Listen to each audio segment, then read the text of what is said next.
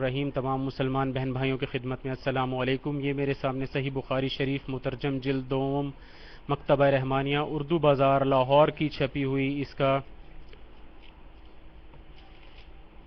یہ 1999 کا ایڈیشن میرے پاس موجود ہے، مولانا وحید الزمان کا ترجمہ کیا ہوا۔ اگر کسی کے پاس کوئی اور ایڈیشن ہو تو وہ اس میں سے اس طرح سے حوالہ ڈھونڈ سکتا ہے۔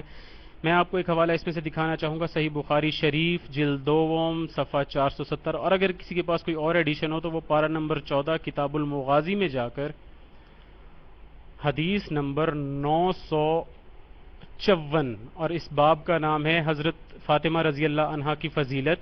حضرت صلی اللہ علیہ وسلم نے فرمایا فاطمہ رضی اللہ عنہا تمام بہشتی عورتوں کی سردار ہے، اور نیچے روایت کرتے ہیں کہ حضرت صلی اللہ علیہ وسلم نے فرمایا فاطمہ رضی اللہ عنہا میرا ایک ٹکڑا ہے، جو کوئی فاطمہ کو غصہ دلایا اس نے مجھ کو غصہ دلایا۔ یہ اس کا عربی متن بھی دیکھ لیجئے۔ ان رسول اللہ صلی اللہ علیہ وسلم قال فاطمہ تو بعضۃ منی فمن اغضبها اغضبنی۔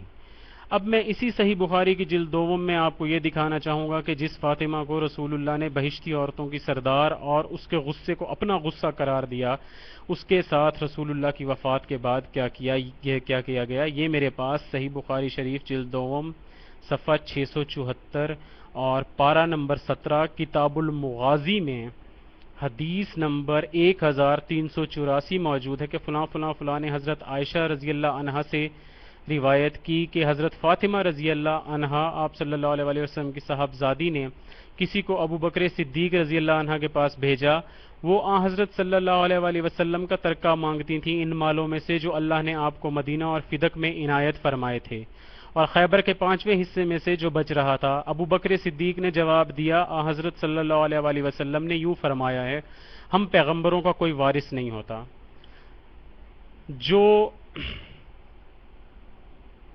جو ہم مال و اسباب چھوڑ جائیں وہ سب صدقہ ہے۔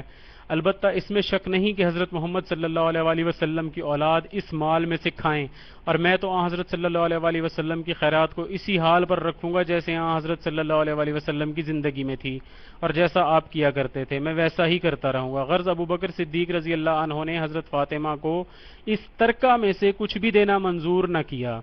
حضرت فاطمہ رضی اللہ عنہا نے ابو بکر رضی اللہ عنہ پر غصہ آیا، انہوں نے ان کی ملاقات ترک کر دی اور مرنے تک ان سے بات نہ کی۔ وہ حضرت صلی اللہ علیہ وسلم کے بعد صرف 6 مہینے تو زندہ رہیں۔ جب ان کی وفات ہوئی تو ان کے خامند حضرت علی رضی اللہ نے رات ہی کو ان کو دفن کیا اور ابو بکر صدیق کو ان کی وفات کی خبر نہ دی، اور حضرت علی رضی اللہ عنہ نے ان پر نماز پڑھی۔ جب تک فاطمہ رضی اللہ تعالی عنہ زندہ تھیں تو لوگ حضرت علی رضی اللہ عنہ پر بہت توجہ رکھتے تھے۔ جب ان کی وفات ہو گئی تو حضرت علی رضی اللہ عنہ نے دیکھا کہ لوگوں کے منہ ان کی طرف سے پھرے ہوئے معلوم ہوتے ہیں۔ یہاں پر یہ حضرت فاطمہ کی وفات کا ذکر ختم ہو گیا۔ آگے حضرت علی اور حضرت ابوبکر کے درمیان کی کچھ معاملات کا واقعہ ہے، اور کافی لمبی حدیث ہے جس کا یہاں پہ بیان کرنے کا ٹائم نہیں ہے۔ جس کو پڑھنے کا شوق ہے وہ پڑھ سکتا ہے۔ اب میں اپنے تمام مسلمان بھائیوں سے، شیعہ اور سنی سے یہ ریکویسٹ کرتا ہوں کہ وہ اللہ جس نے یہ فرمایا کہ قرآن میں بھی غور و تدبر کرو، ذرا آؤ آپ اپنی صحیح بخاری میں غور کرو۔ سب سے پہلی بات تو یہ کہ یہاں جو حضرت ابو بکر نے فرمایا کہ ہم پیغمبروں کا، کہ آپ صلی اللہ علیہ وسلم نے فرمایا ہم پیغمبروں کا کوئی وارث نہیں ہوتا، اگر واقعی حضرت ابو بکر سچ بول رہے تھے اور یہاں پہ ایسا ہی ہوتا ہے کہ پیغمبروں کا کوئی وارث نہیں ہوتا، تو پھر قرآن میں کیوں یہ موجود ہے کہ ہم نے سلیمان نبی کو داؤد نبی کا وارث قرار دیا؟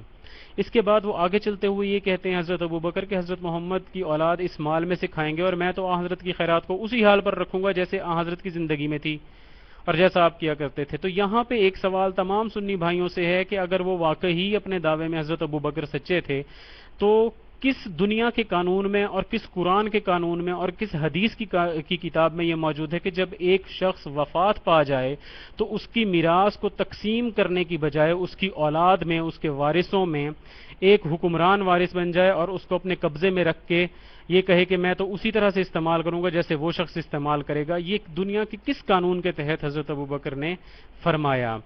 آگے یہ ہے کہ اب آپ خود دیکھ لیں کہ جس فاطمہ رضی اللہ عنہا کو سلام اللہ تعالی علیہا کو رسول اللہ نے جنتی عورتوں کی سردار اور ان کے غصے کو اپنا غصہ کہا، ان سے حضرت ابو بکر رضی اللہ عنہ پر غصہ آیا، انہی باتوں کی وجہ سے غصہ آیا جو انہوں نے اوپر کی. انہوں نے ان کی ملاقات ترک کر دی اور مرنے تک ان سے بات نہ کی. وہ حضرت صلی اللہ علیہ وسلم کے بعد صرف 6 مہینے تو زندہ رہیں. جب ان کی وفات ہوئی ان کے خاوند حضرت علی نے رات ہی کو ان کو دفن کر دیا اور ابو بکر صدیق کو ان کی وفات کی خبر نہ دی. حضرت علی رضی اللہ عنہ نے ان پر نماز پڑھی اور حضرت فاطمہ رضی اللہ عنہ پڑھی، اور جب تک حضرت فاطمہ زندہ تھیں تو لوگ حضرت علی پر بہت توجہ رکھتے تھے. جب ان کی وفات ہو گئی تو حضرت علی رضی اللہ عنہ نے دیکھا کہ لوگوں کے منہ ان کی طرف سے پھرے ہوئے معلوم ہوتے ہیں. اس وقت انہوں نے ابو بکر سے صلح کر لینا مناسب سمجھا. اب یہ حدیث کافی لمبی ہے اور یہاں پہ حضرت فاطمہ کا بیان کی وفات کا بیان ختم ہو گیا. جو شخص پڑھنا چاہے وہ اگلے 2 صفحوں پہ پڑھ لے گا. اس میں بہت ساری چیزیں واضح ہو گئی ہیں کہ جس بیٹی کو رسول اللہ نے چھوڑا اس کا ترکہ کیوں غصب کیا گیا. اس غصب پہ جس کے غصے کو رسول اللہ اپنا غصہ قرار دیں، اگر شیعہ ایسے شخص پہ راضی نہیں ہیں تو شیعوں پہ لعن طعن مت کی جائے. اس شخص کے اعمال پہ دیکھا جائے جس نے ایسی رسول اللہ کی بیٹی کو ناراض کیا کہ جو جنتی عورتوں کی سردار ہے. اور حضرت علی کی طرف سے لوگوں کے منہ پھر گئے، یہ بھی آپ نے پڑھا ہوگا، ٹھیک ہے. اور پھر آپ نے صلح کر لینا مناسب سمجھی. یہاں بھی یہ واضح ہو گیا ہوگا کہ حضرت علی نے تلوار کیوں نہ نکالی، کیونکہ پوری امت ایک ایسے رستے پہ چل پڑی تھی جو اہل بیت کا مخالف رستہ تھا. کسی کو فرق نہیں پڑا اس وقت صحابہ کرام میں سے کہ رسول اللہ کی بیٹی کا حق غصب کیا گیا، وہ غصے میں وفات پا گئیں، کسی کو فرق نہیں پڑا. تو حضرت علی بہر کیف ایک امام تھے اور اپنے دور کے ایک امام تھے. جیسے رسول اللہ کو مکہ میں کفار کے زمانے میں انتہائی خاموشی کے ساتھ زندگی بسر کرنا پڑی، حضرت علی کو بھی مدینہ میں منافقین کے دور میں بہت ہی خاموشی کے ساتھ زندگی بسر کرنا پڑی. لیکن میرے تمام مسلمان بھائی یہ تو بتائیں کہ حضرت فاطمہ کا اتنا بڑا حق غصب کرنا اور حضرت فاطمہ کا غصہ ہو جانا جو جنتی عورتوں کی سردار ہیں، کیا آپ کی نظر میں، اہل سنت بھائیوں کی نظر میں کوئی اہمیت نہیں رکھتا؟ جبکہ یہ روایت آپ کی صحیح ترین کتاب صحیح بخاری میں موجود ہے.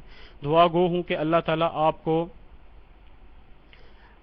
بہت ہی اچھے طریقے سے دین اسلام پہ عمل کرنے کی اور اسے سمجھنے کی اور صحیح اسلام کو فالو کرنے کی توفیق عطا فرمائے. والسلام علیکم ورحمۃ اللہ وبرکاتہ.